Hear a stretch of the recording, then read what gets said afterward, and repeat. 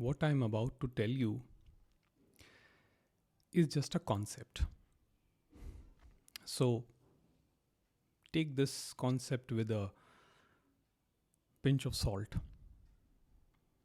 And if you don't agree with it, you can just trash it. The concept is that you do not exist.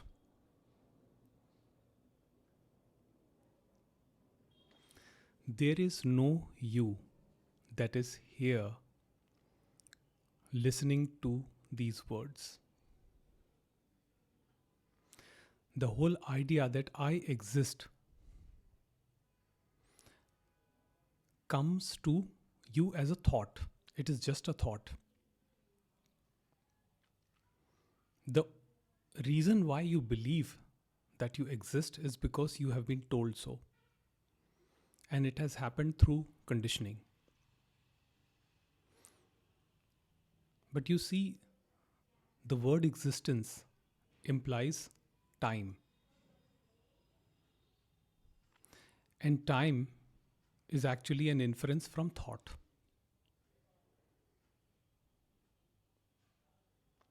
So, when this sensation comes up, that there is a concrete entity here, this me, this I, we never challenge it.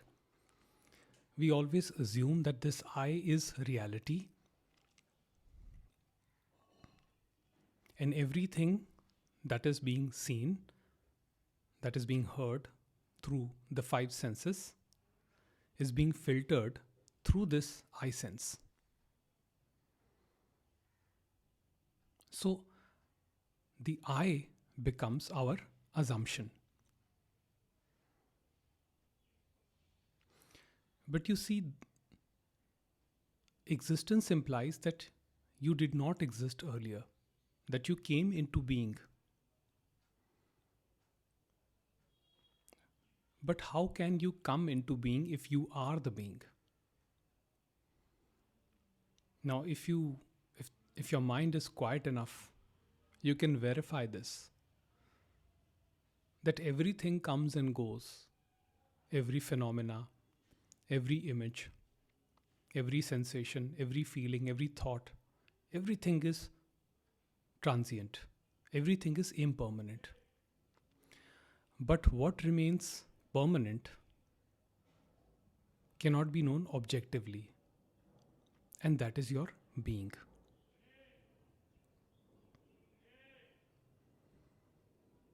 Of course, the body came into existence. Even the mind came into existence. The mind is the I thought. As a child, when you were a newborn, there was no concept of I. Because for a newborn, the world is the mother and the things around. Everything is one for the newborn. The newborn considers the mother an extension of itself. So when the newborn is hungry, it cries. That's its way of demanding food or whatever it needs. So the newborn lives spontaneously. Sometimes it will cry, sometimes it will laugh. But there is no concept of I. There is no concept of I am hungry or I need this or I need that in the newborn. This conditioning comes up later as we grow. So as we age, people around us start calling us by name. So I am so and so. So you're called by your name. Say, for example, John, don't do this. Mary, don't do that. So when you repeatedly hear these words, you start believing yourself as a separate entity in manifestation with a separate existence, a separate name and form. And this is the birthplace of ego. And the thing is that ego is not evil. The ego is simply the unconsciousness. But to some extent, this abstraction that we call ego, it is required in daily living, because without ego, it is impossible to communicate with others or to have any kind of interaction with the others. Only the mind labels the quality of an interaction, say a pleasant interaction or an unpleasant interaction.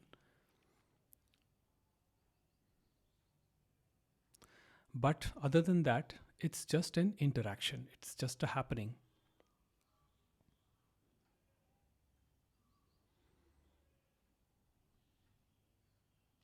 So there is no you. And the non-duality masters say that awareness is all there is. Now, awareness has two components. Let's say awareness or consciousness has two components. There is a consciousness as at rest, which is the pure potential.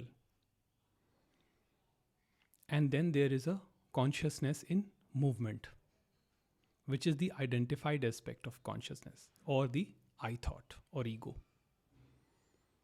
Anything that is a movement can only be seen by that which is stationary, which is not moving. So you are the pure witness of all movements. Therefore, what you see in phenomenality, like your body, your mind, other people, the entire world, everything changes in phenomenality. But what is constant is the pure witness or your being. Your being is changeless. Your being was never born. Your being can never die. Existence is the very fundamental nature of consciousness. The consciousness cannot not exist. And the entire manifestation is made up of that unit of consciousness. Therefore, the only way to see the unicity or the pure unconditional love is to see it in multiplicity. There is no other way. If you think that there is a separate God sitting up in the high heavens, which will create an experience for you, you are still operating in the realm of the mind, because then there is a you that is craving an experience. So when people talk of white light, some people who get a glimpse into that experience, what they miss is that the subject is still retained in that. Although it feels amazingly blissful, because then we are connected with this, we are disconnected with this denser consciousness. The games that we play on earth, the games of blame, shame, guilt, malice, hatred, wars, violence. And remember, these are not separate from God. These are, everything is an expression of that wholeness, of that pure consciousness. But when you are at a higher plane, at a higher consciousness, you get a glimpse of the light. But even that you are not. The light is not the God. The God is in the light, and it is beyond the light.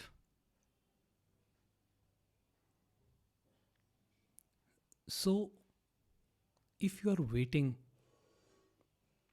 to know God, just be with yourself in your most natural state, in your pristine awareness, and see God right now. In this very moment, you can see Him.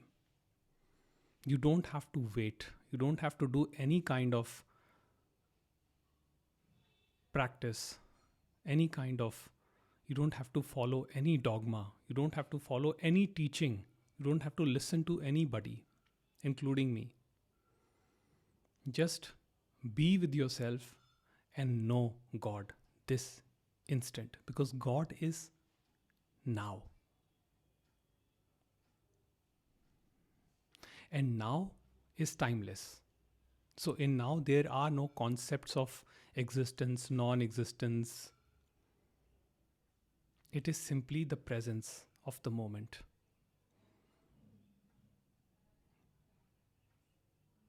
Your body recognizes this moment, this timeless moment, as a very sweet and natural sensation, which is very restful and calming. Because when you are in the now, there is no movement.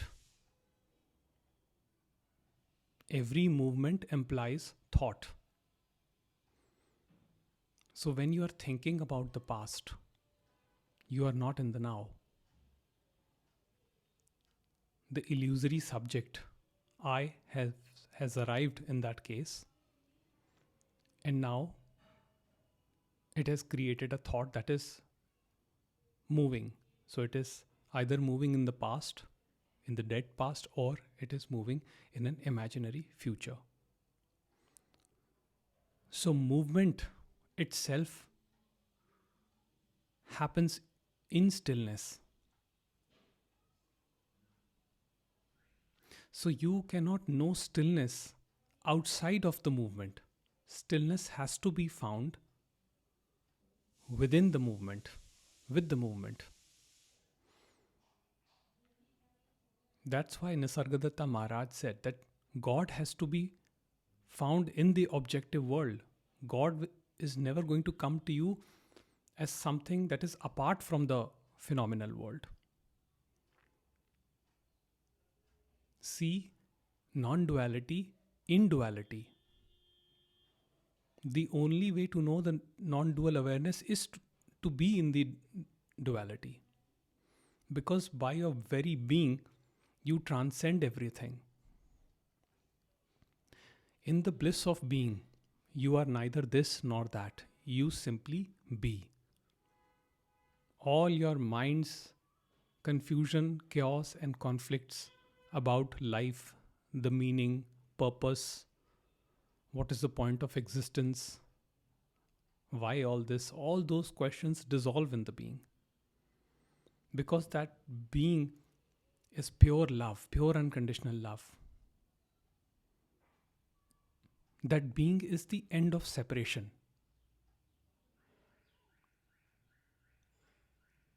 And when you recognize the being in yourself, you also recognize the being in others. And then there is no concept of me and the other. Or let's say me versus the other. Because then me and the other become one.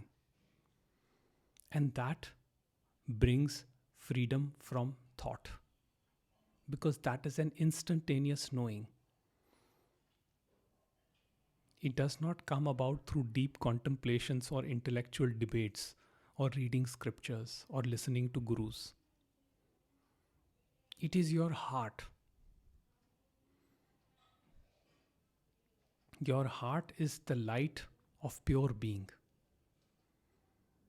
And there is a very subtle vibration. It is a very subtle vibration. If you are quiet enough, you will listen to it, you will hear it, and you'll know that you are it, that you're not separate from it. You are the pure vibration, you are the pure energy. But when you believe yourself to be limited, identified with the body and the mind, the suffering continues. Then you keep running after temporary, fleeting pleasures. Then you act like a beggar. Oh, just give me 1 minute of happiness. And you're willing to do all kinds of violence for that. For a few moments of sexual pleasure, you're willing to violate other people. For a thrill of some amount of money, you're willing to kill the other. The moment that money is in your hand, it loses its charm. And this was very clear to me that anything in duality, anything that includes the closest of relationships, they come bonded with pain. And you can do nothing to break this link of pain and pleasure. No matter how loving your relationships, your friendships, your associations, everything is a movement. There is no reality to any movement. And in stillness, there is a recognition that the movement is illusion. You still care for your loved ones. It doesn't mean that you become insensitive. But at the same time, you understand that the current of life force that runs within you is the same that runs within the others. So you may have disagreements, you may choose to be with some people and not to be with the others, but at the same time, there is no hate or deep resentment towards anyone. Because you have recognized your being, you are immersed in the bliss of the moment. And you see the reality of the moment. So it drops the whole story of me versus the other. And there is an integration. And you know what that integration has been called by ancient sages? They call it yoga.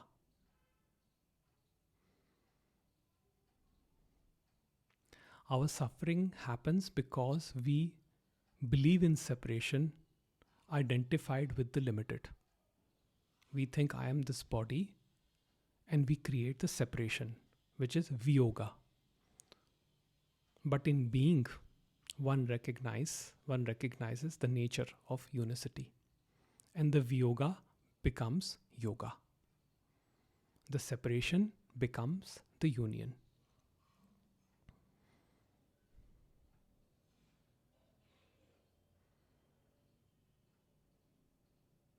So recognize who you are. Know yourself as the pure being, which is the substratum of all experiential awareness. It is where everything manifests. Generally, we get so identified with experiences, and we can have the most blissful, wonderful experiences in life. But they're all fleeting, they'll all be gone. You may see Krishna, you may see Jesus, you may see Muhammad, but all those images will eventually go away. And you will find yourself alone and troubled the moment they are gone. Because you are operating in duality. The mind creates these images, and the mind assigns values to these images. But every image dissolves. And when it dissolves, it causes great pain. And then we ask, oh Lord, why do you give me so much pain? What have I done wrong? And you see, this is how the separation continues. This is how the ego mind thrives. It says, why me? It is still concerned with its own self. The me is the selfishness. But this me is a thought. Which it is a borrowed thought. There is no reality to this me.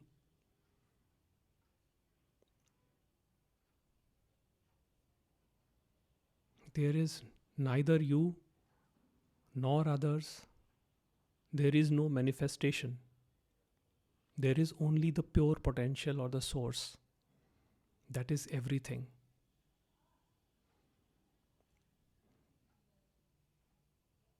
That is beyond time, beyond space. There is no way you can describe that. the words fall short. Words don't do justice in describing oneness. Because of the split mind, we are conditioned to seeing things in a relative sense. So we even imagine the pure subject or the source as a relative entity. But the source or God is not a relative entity.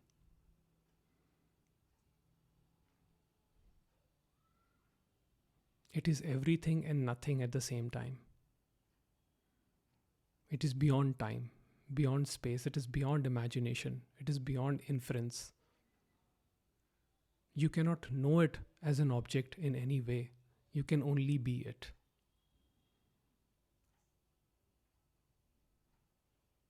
So the wise sages say that where I am, God is not there, and where God is, I am not there.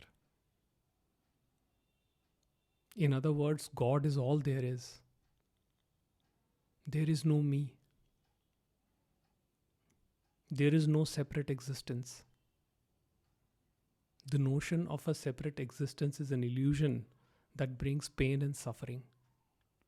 Because the illusion tries hard to become better, and there is no end to that process of betterment.